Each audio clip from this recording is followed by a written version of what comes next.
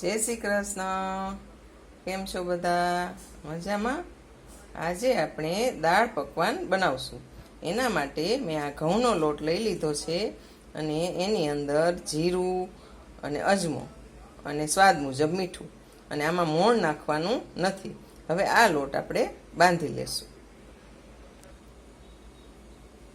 આ લોટ સરસ બંધાઈ ગયો છે. આપણે આ ઢીલો જ રાખવાનો છે, એટલે સરસ ફટાફટ મોટા મોટા પકવાન વણી લેશું. હવે આપણે આ મોટા મોટા પકવાનમાંથી વણી લેશું. રોટલી જેવો જ બાંધેલો હોય છે, એટલે તરત ફટાફટ વણાઈ જાય છે. સેજ તેલ નાખી અને લોટ ટૂપી લેવાનો, અંદર મોણ નાખવાનું નથી. હવે આ રીતે આપણે વણી લેશું.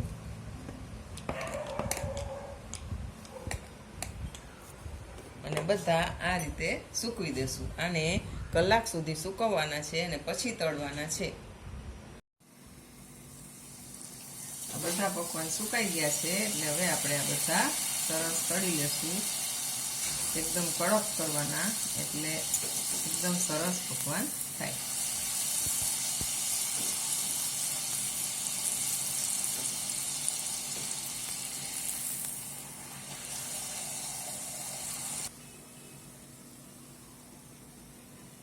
આ રીતે સરસ બધા પકવાન તળાઈ ગયા છે. એકદમ ક્રિસ્પી પકવાન આ રીતે કરવાના, અવાજ આવે એટલા સરસ ક્રિસ્પી આ પકવાન હોય છે.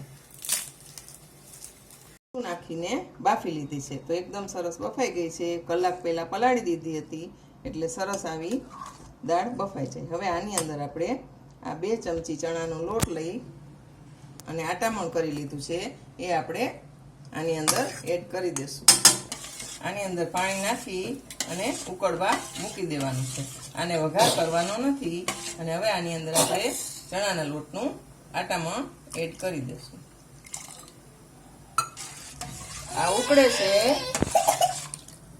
છે ત્યાં સુધી આપણે બટેટાનો વઘાર કરી લઈશું. આ બટેટા બાફી લીધા છે અને એનો છૂંદો કરી અને વઘારી લીધો છે.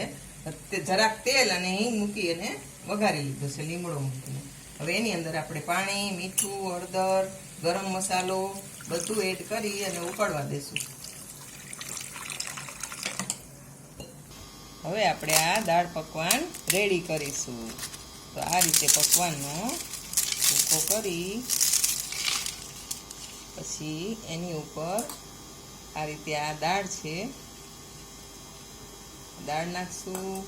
પછી એની ઉપર લીલી ચટણી નાખશું, પછી ખજૂરની ચટણી નાખશું. પછી આપણે આ બટેટાનું જે આ શાક બનાવ્યું હતું રસા જેવું, એ નાખશું.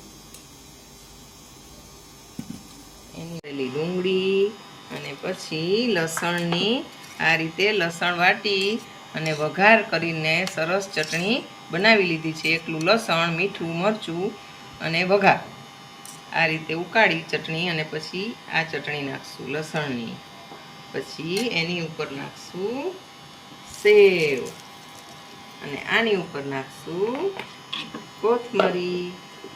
તો આપણી ડિલિશિયસ આ દાળ પકવાનની ડીશ રેડી છે.